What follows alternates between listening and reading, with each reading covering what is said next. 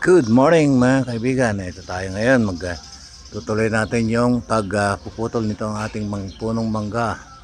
Ayan. Hirap. Taas na. Ayan. Nusungkit lang natin ito mga kaibigan. Yung gamit natin buho.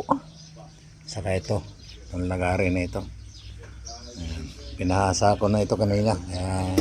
Mapurol na kasi sa dami ng sanga na natanggal. Ayan o. Kaya lang matataas na yung natira.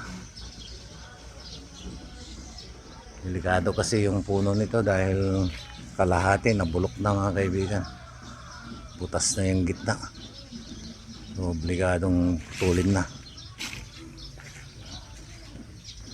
Dami na namin nakuha. Ayan.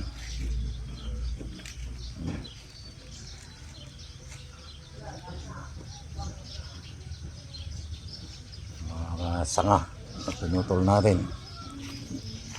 Maganda sanang ulingin, kaya lang wala tayong pagkukuha ng panguling.